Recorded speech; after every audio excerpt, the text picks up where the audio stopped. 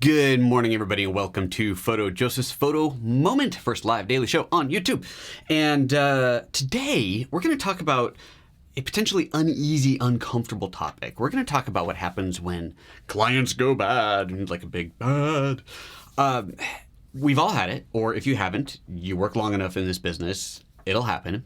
You have a client who you can't please.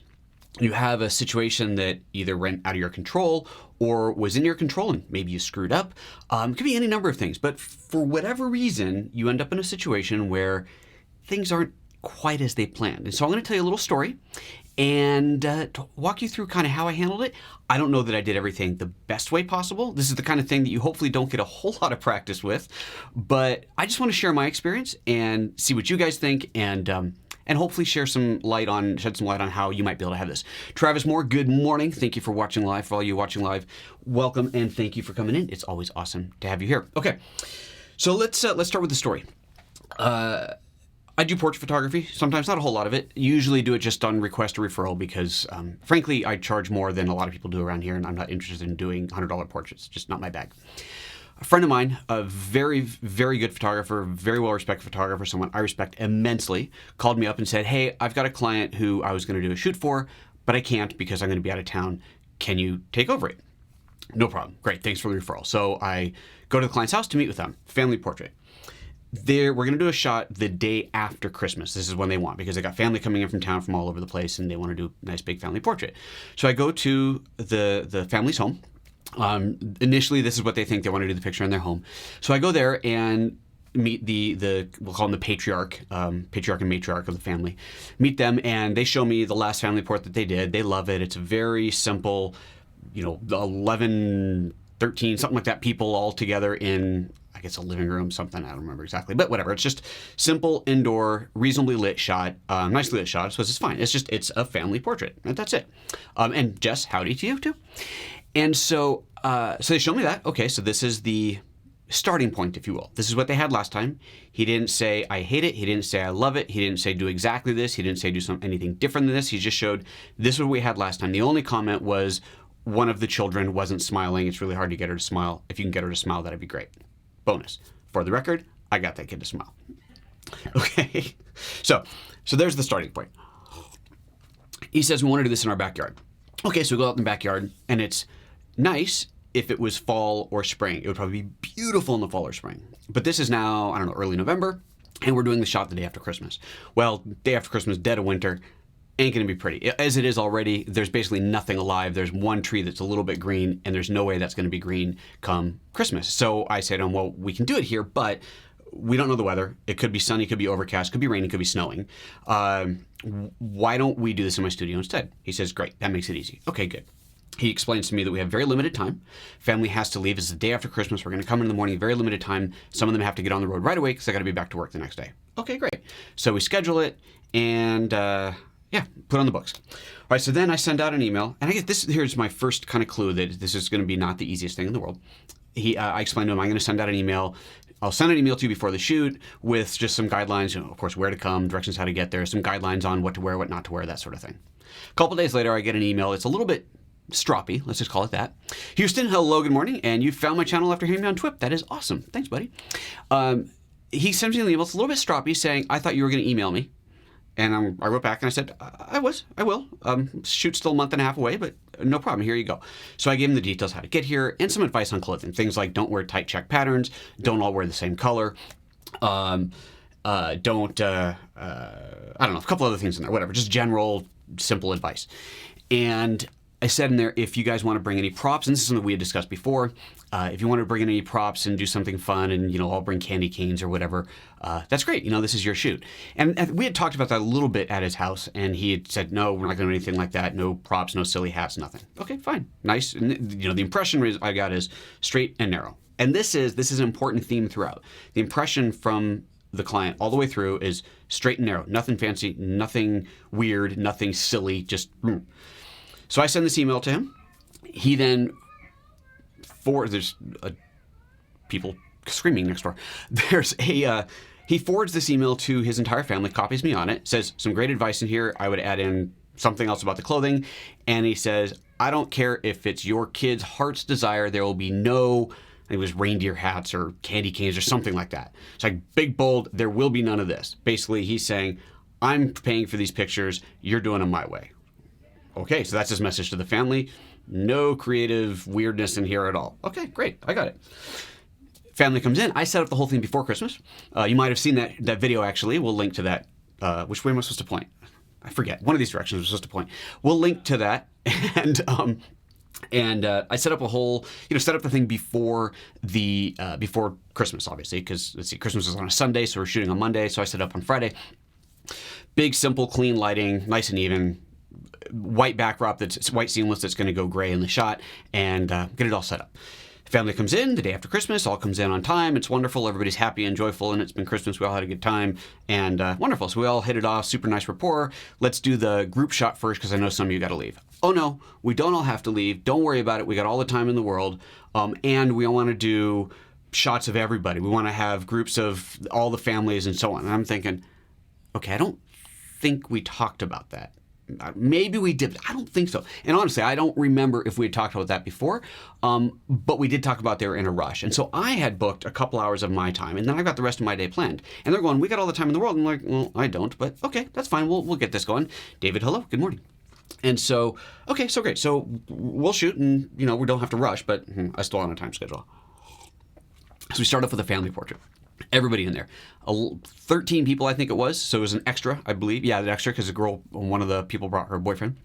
So we cram them all in, and it's fine. I'm set up for this. It's a tight squeeze, but we can do it. Get them all in, fire it off, fire off a bunch of shots. Just typical adjusting groups. Okay, you need to step a half an inch to the left, look down, take your glasses off, all this stuff. Pull the shots into the computer, pull them up on the big 27-inch 5K iMac so they can see the pictures big. We look at them very closely. It's like this. You don't want to risk anything because someone blinks, you don't miss it. You miss it on the little screen, whatever. Look at them big. We decided to make some changes. Oh, why don't you take your glasses off? Don't like this. Okay, great. So we'll go back and do it again. And we did that 3 times, and we ended up with a group portrait that everybody agreed, this is great. Okay, super. Well, now we're at least an hour in. Fine, no problem. Now let's do these little group portraits, so the mini groups. So we start doing those, quickly through, bang them off, get in there, sit down with your group, stand up, sit down, hugs your arms around each other. Are you brother, sister? What's the relationship? Your boyfriend, girlfriend? Okay, hug each other, do that. Get all these shots. Everybody's looking at the shots on the back of the camera. We're not bringing these into the computer. Back of the camera. Everybody's happy. Everybody's good. And off we go. Okay, good. So I explained, normally you get the pictures in a few days. I'm actually closed this week, which he knew. Was closed this week. Came in just to do this. And I'll get the pictures to you early next week. So I did. Deliver the pictures early next week. First thing that happens, I send them via Dropbox. And if you've ever put pictures on Dropbox before, but if you go to the link in Dropbox, you see a gallery, and they're cropped square. You get little square thumbnails in there. Maybe you can change that. I don't think you can. Anyway, so they're like that. So I send the link. Oh, it was wonderful working with you. I'm super happy with the pictures. I put 2 different variations of the toning on the pictures that I really like. One that's kind of a filmic look, kind of similar to what you might have seen in a video that I did on photoapps.expert where I was talking about the toning of the pictures, which I can't link to here, but we'll link to it below. Go to photoapps.expert. It's there. And someone is commenting, okay, so that's a weird comment. So I get the picture, send them off to him via Dropbox. I get an email back a few days later demanding to see all of the pictures, all of them, not just the slides. I want to see all the pictures. You've cut off everybody's head. How could you have done that? What do you mean I cut off everybody's head? I didn't cut off anybody's head. And I'm thinking, I'm not looking at the pictures. I'm thinking about them like, maybe on one shot or two, there's a little trimmed if I got in really close, but I didn't cut off people's heads. What is he talking about? So I pull up the thing and I look at the Dropbox page and, okay, well, the Dropbox thumbnails are cropped square and they're cropped. So people's heads are cut off in the thumbnails. Clicking on thumbnail, it loads the full picture. Duh, right? So I go, did you click on any of them? Oh, okay, I clicked on them. Now I see the whole picture's there. Okay, so now you're going, wow. Okay, on edge much. This is frustrating. Check doesn't show up in the mail, yada, yada, on and on, waiting. With probably a month goes by. Finally, I get an email from him saying, I'm very, very disappointed in the pictures. These aren't creative at all. What? You don't want creative. And I try to say, well, I thought I was doing what you wanted. We discussed what we were doing. He says, we never talked about that. We did. He says, you'll recall I never even asked you what it was going to cost until you told me at the shoot. Not true. We talked about it at your house. And just basically, I'm unhappy, you did a crappy job, you weren't creative. And I'm thinking, the whole time, you gave me everything you told me was the antithesis of creativity. And you saw the pictures on set and didn't say anything about, hey, can we try something a little more creative? Nothing. Everybody's happy with the pictures. One of the adult children is a man of size, and he says, you should have shot him from a different angle, he looks obese. Now, okay, I probably should have shot him a little bit differently. Didn't, because I was shooting everybody the same. That's fair. I could have shot him differently. That one's on me. But he's just pissed. Terrible pictures. And I want, you know what? The check hasn't even arrived yet. If you don't want to pay for it, that's fine. So here's the first thing on how to handle this. Client is always right. You've heard that a million times before. No matter how wrong they are, the client's always right. Offer them their money back if you've taken the money, or offer to not take the pay. If you don't want the pictures, I'm fine with that. Far more important to me than that fee is my reputation. Last thing I want is him trashing me all over town because I did a crappy job. Regardless of who thinks who's at fault here, last thing I want is him doing that. So I'm going to do everything in my power now to make him happy. What can I do to make you happy? Would you prefer not to have the photos? If your check ever arrives, I'll tear it up and I'll send you a picture of the torn up check. We don't have to deposit it. That's fine. You don't need the pictures. No, I want the pictures. Okay, well, so you want the pictures. Send me the check then. And I guess that's really kind of it. That's what it comes down to. He's just super unhappy with these non-creative pictures. Oh, so I talked to the original photographer who hired me, of course, who referred me, of course, because now I'm like, crap. Now he hates me. He's going to call up my buddy, and he even said, such and such photographer referred you. I thought you were going to be creative like him. Interesting. So it turned out that the photographer referred me because he couldn't do the big portrait shoot, big family portrait, had done some photos of the gentleman and his wife. Okay. Would you mind sharing those with me? And he shares them with me, and they're beautiful portraits, as I would expect from this photographer. They are lovely, intimate, the kind of portraits that you take of a couple when you're spending an hour or 2 hours in the studio with just them, having the time to try different poses, try different setups, and it's intimate. Right? That's the key. It's intimate because they're a couple. The family's not intimate. I'm not going to have brother and sister smooching on each other, right? That doesn't work. We've got families with arms around each other. And there are even jokes about, are you okay putting your arm around your brother because, brother, sister, whatever. All of that. And it was really surprising to me. So the images that he was referring to that were creative were absolutely creative, but they were also images created probably in the same amount of time of just one couple, a completely different dynamic, totally different. So at this point, it's way too late. He could have shown me these beforehand, but didn't. That would have been great. It's always nice to see examples of what you like, but I didn't think I needed to ask for examples because it was so clear to me what he wanted. Simple, clean, straight family portraits. One of the families, because it's not multiple families together, one of the small groups of families wanted to have some fun, and they did some like choking each other kind of pictures, and they were super fun and cute. We absolutely did those. No one else expressed any interest in that. Pretty straight-laced family. Anyway, so that's all I did. Now, at the end of the day, he said, okay, you can cash the check if you will do a reshoot when the family is back in town. Some of the family's back in town later this year. I said, no problem. I will do that, assuming that I'm in town. I can't promise that I'll be in town then, but if I'm here, we can do it. And that's basically the last I heard. Oh, and then he wanted all the pictures on CDs, and went from 3 CDs to 6 CDs.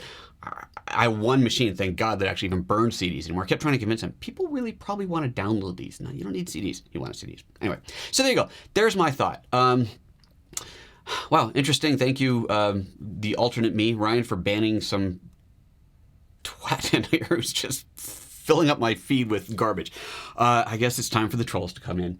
So there you go. There's my thought. I would love to know your feedback. What do you guys think? How would you handle it differently if you would?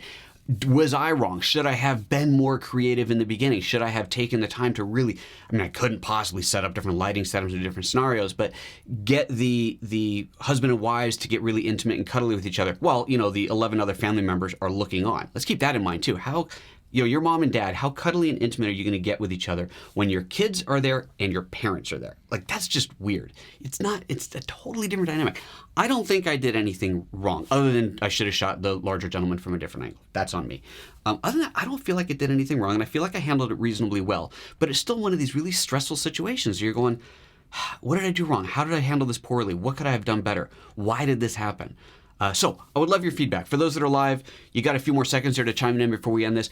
For those that are watching it not live, obviously, throw in the comments. I want to know. I want to hear your stories. Tell me a story. You can type as much as you want into YouTube. Tell me a bad story of how a client went bad for you, whether it was your fault or their fault or just a circumstance. How did you handle it? That's the most important thing, is how you handled it. Is the client going to be happy? Now, I don't think this client's never going to hire me again. There's no question about that, and I'm okay with that. My goal, my objective here is to have them not trash me around town. It's a small town. Don't want them to do that. So I want to make sure that they're as happy as they can be. And I'll do anything I can to make that happen. But sometimes there's only so much that you can do, isn't there? Sometimes there's just things that are beyond your control. So that's my thoughts on that. Again, please give me feedback. Please give me your thoughts on there. We've got a couple comments coming in now. So they should have spoken up at the shoot. They didn't, so pay up. I agree, Ben. I agree. Definitely had the opportunity there to say something and didn't. Travis is saying getting away from the situation seems like the best approach, and that's what I'm trying to do. Just get away as quickly as you can. The reshoot hopefully will go well. We'll see what happens. Jess is saying some people will never be happy. That is very true. That is very true, and that was kind of part of my impression here in general. It's just, some people you can't make happy no matter what. I don't know. I guess we'll see how it goes. Thanks for watching. Thanks for listening. Thanks for hearing me out in a little rant here. Again, comments, feedback, love to hear it. Thanks a bunch for your time. Is tomorrow Friday? Tomorrow's Friday. I still can't get this thing to work. I have one more system that I'm going to try and rebuild to make it work, but I've brought in 2 computers that are on older operating systems. Neither one of them are powerful enough. So that Pocket Ultrascope, man, I really want it to work, but so far, no joy. So we'll see what happens for tomorrow. All right, guys, that's it. I'm out of here. I'll talk to you soon. Bye-bye.